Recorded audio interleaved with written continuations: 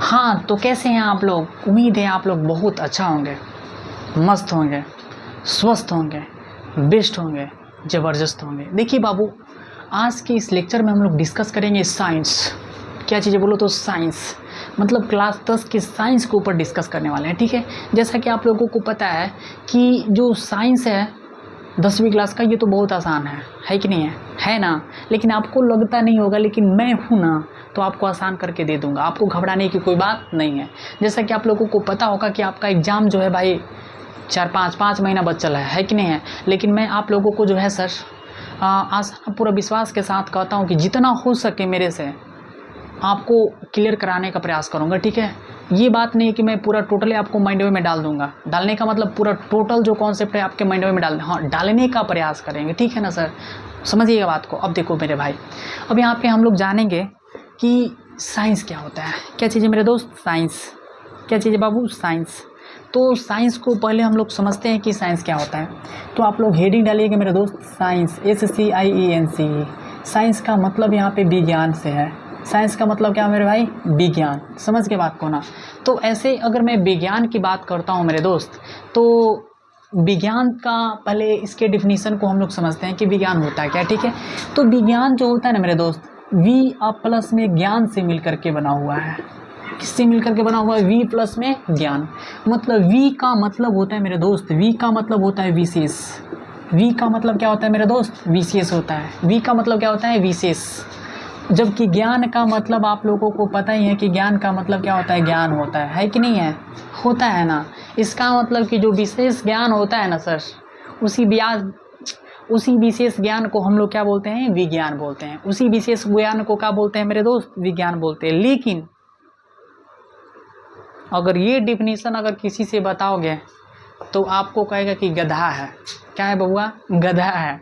इसीलिए हम लोग क्या करते हैं कि इसके एक अच्छा डिफिनीशन को हम लोग जो है इसको लिखने का और समझने का और समझाने का मैं प्रयास करता हूँ, ठीक है मेरे दोस्त। समझिएगा कि विज्ञान क्या होता है, ठीक है। इसका एक सुव्यवस्थित इसके डिफिनीशन को हम लोग लिखते हैं, ठीक है। विज्ञान।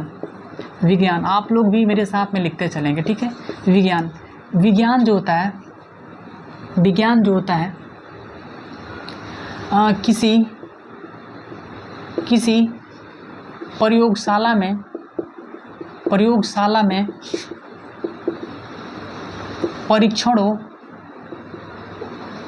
और परीक्षण के आधार पर प्राप्त ज्ञान विज्ञान कहलाता है। विज्ञान कहलाता है। मतलब किसी प्रयोगशाला में परीक्षणों और परीक्षण के आधार पर जो प्राप्त ज्ञान होता है उसी को हम लोग क्या बोलते हैं बाबू? विज्ञान बोलते हैं। समझ गए बात को ना। उसी को क्या बोलते हैं? विज्ञान बोलते हैं। और इसको अगर आप लोग जो है अगर सोचोगे कि अगर मैं इसको थोड़ा और विस्तार कर दूं, अगर आप सोचोगे कि इसको और विस्तार कर दूं, तो इसको आप अथवा में लिख सकते हो। अथवा में क्या लिख सकते हो मेरे दोस्त? सावधानी पूर्वक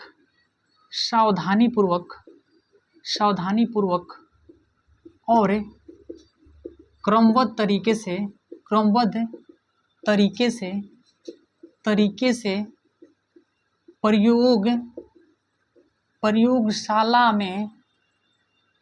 प्रयोगशाला में यानी सावधानी पूर्वक और क्रमबद्ध तरीके से प्रयोगशाला में प्रयोगों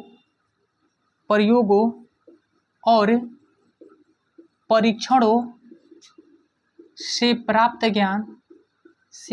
ज्ञान को विज्ञान कहते हैं। मतलब सबसे अलग आपको मैं करवाऊंगा साइंस। आप लोग ऐसा पढ़े नहीं होंगे सर। समझ गए बात को? क्या मैथ, क्या साइंस, नहीं लगेगा कि आप मेरे से साइंस पढ़ रहे हैं। समझ गए बात को ना। क्योंकि मैथ्स वाले टीचर है ना, हम लोगों को साइंस तो आता ही है सर, ठीक है। देखिएगा अब यहाँ पे एक मिनट सुनिएगा। मतलब कैसे तो कहावत कहा जाता है ना कि जिसको मैथ्स आती है उसको सब कुछ आती है कि नहीं है? तो समझ सकते हैं आप। देखिएगा इसका मतलब ये है मेरे दोस्त, कोई भी अगर आपको काम करना है तो भाई सावधानी पूर्वक करना है। अगर मान लो कि अगर सावधानी पूर्वक नहीं करेंगे तो ब्लास्टो हो जाएगा। अगर प्रयोगशाला में मान लेते हैं कि सपोज दैट में अगर कोई काम कर रहे हैं, मिसाइलें बना रहे हैं, समझ के बात को।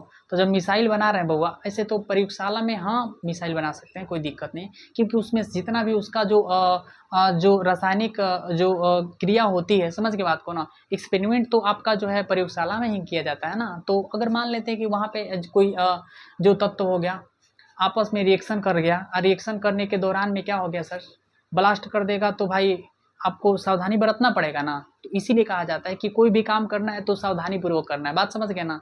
और क्रमबद्ध तरीके से, मतलब आस्ते आस्ते धीरे धीरे, और तरीके से क्रमबद्ध तरीके से मतलब धीरे धीरे, मतलब सावधानी पूर्वक।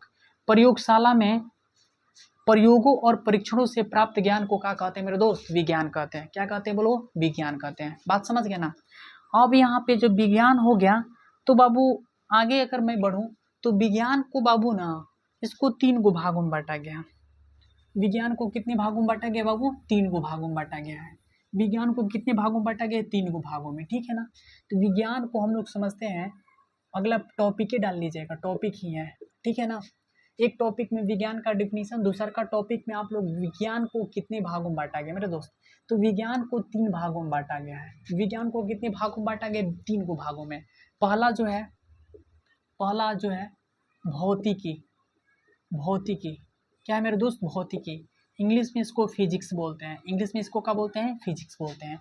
दूसरा का जो है आपका रसायन शास्त्र।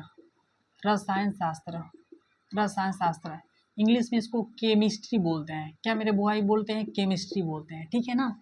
उसके बाद में जो है तीसरा जो है आपके पास में जीव विज्ञान है। कौन सा विज्ञान है, जीव विज्ञान है, इसे लिखा था जीव विज्ञान, जीव विज्ञान है, समझ के बात को। इंग्लिश में इसको बायोलॉजी बोलते हैं। क्या बोलते हैं मेरे दोस्त, बायोलॉजी बोलते हैं। इंग्लिश में इसको क्या बोलते हैं, बायोलॉजी, बायोलॉजी बोलते हैं। अब एक बात समझिएगा मेरे दोस्त, समझना है थोड़ा सा आप लोगों को। मैं फिर से एक बार आप लोगों को रिपीट करा देता हूँ कि विज्ञान जो होता है, विज्ञान को 3 भागों में बांटा गया है। पहला भौतिकी, दूसरा का रसायन शास्त्र, तीसरा का जो है जीव विज्ञान है, ठीक है। तो बाबू हम लोग जो हैं तीनों, जो ये बुक है, इस तीनों बुकों में जो है हम लोग सबसे फर्स्ट बुक जो है जिसका नाम है भौतिकी, उसको हम लोग पढ़ेंगे। बात समझ गए ना, किसको पढ़ेंगे मेरे दोस्त, भौतिकी को पढ़ेंगे, ठीक है ना। अब यहाँ पे एक मिनट सुनिएगा, जब इतना परिचय हुआ तो थोड़ा सा और परिचय करा देते हैं, थोड़ा सा और मुलाकात करा देते हैं, इनके फादर्स से मुलाकात करा देते हैं। अगर आपसे कोई पूछे मेरे दोस्त कि भौतिकी के जो पिता है कौन है, तो भौतिकी के जो पिता है ना मेरे दोस्त, आइजक न्यूटन है। आइजक न्यूटन है भौतिकी के पिता। कौन है मेरे दोस्त, आइजक न्यूटन। जबकि रसायन शास्त्र के जो पिता है ना बउआ, रसायन शास्त्र के पिता एंटवाइन लिबोजियर को बोला जाता है। एंटवाइन लियोबोजियर को बोला जाता है, एंटवाइन लिबोजियर को बोला जाता है, ठीक है। मतलब भौतिकी के जो पिता है आइजक न्यूटन को बोला जाता है, जबकि रसायन शास्त्र के पिता जो है एंटवाइन लिबोजियर को बोला जाता है। और जबकि जो जीव विज्ञान है, जीव विज्ञान के जो पिता है ना मेरे दोस्त, अरस्तु को बोला जाता है। अरस्तु, किसको बोला जाता है, अरस्तु, जिसको इंग्लिश में एरिस्टॉल बोला जाता है। क्या बोला जाता है, एरिस्टॉल, यानी अरस्तु को कहा जाता है। बात समझ गए ना। तो हम लोग जो है चला पहले स्टार्टिंग करेंगे भौतिकी को। किसको स्टार्टिंग करेंगे, भौतिकी को। किसको स्टार्टिंग करेंगे, भौतिकी को, ठीक है ना। तो आप लोगों का जो हेडिंग होगा मेरे दोस्त, आप लोगों का जो हेडिंग होगा भौतिकी होगा।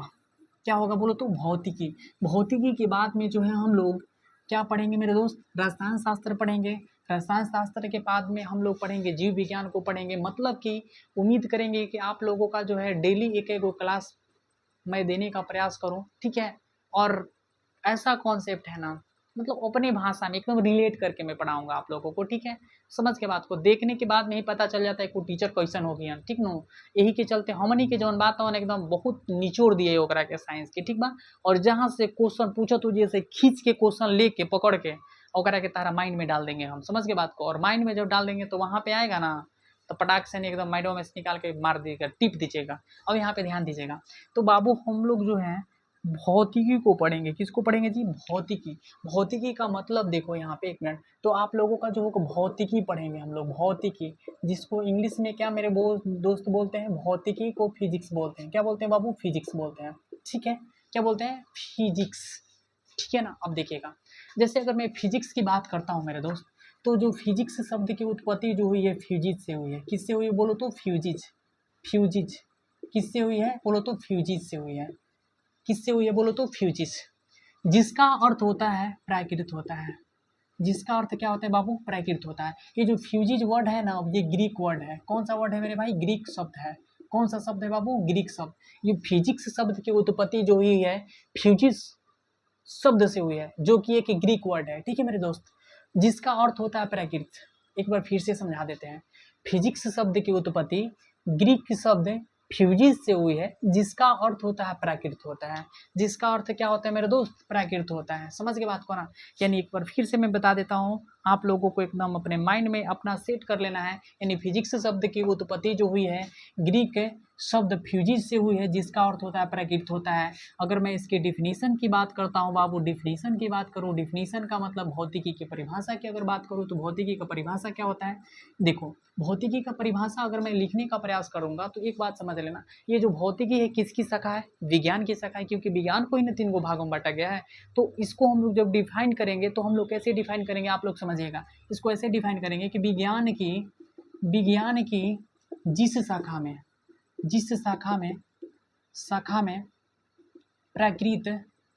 प्राकृत एवं प्राकृतिक घटनाओं के बारे में अध्ययन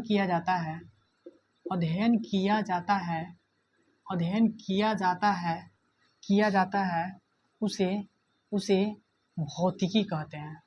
उसे क्या बोलते हैं बाबू? भौतिकी कहते हैं। उसे क्या बोलते हैं? भौतिकी कहते हैं। मतलब कि विज्ञान के जिस शाखा में प्राकृत एवं प्राकृतिक घटनाओं के बारे में अध्ययन किया जाता है उसी को हम लोग क्या बोलते हैं मेरे दोस्त? उसी को क्या बोलते हैं बाबू? उसी को हम लोग भौतिकी बोलते हैं। उसी को क्या बोलते हैं? भौतिकी। एक बात आप लोगों को मैं बता देना चाहता हूँ यार, हम लोगों को सिलेबस पढ़नी है। क्या पढ़ना है बाबू? सिलेबस।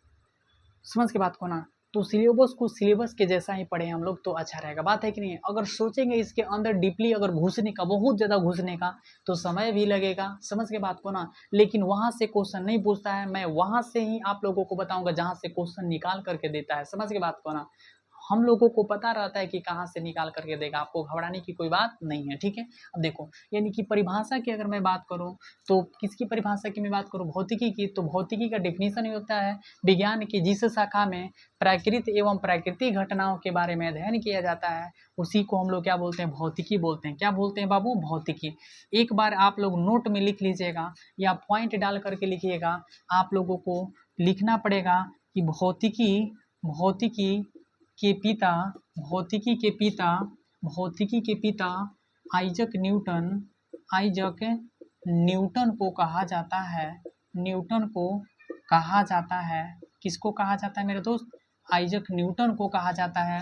भौतिकी के पिता किसको बोला जाता है? आइजक न्यूटन को कहा जाता है। ठीक है, भौतिकी के पिता किसको बोला जाता है? आइजक न्यूटन को कहा जाता है। ठीक है ना? भौतिकी के पिता किसको बोला जाता है? आइजक न्यूटन को। तो बाबू एक बात मैं आप लोगों को बता देना चाहता हूँ कि आज के क्लास को बस इतना ही पे हम लोग इंट करते हैं।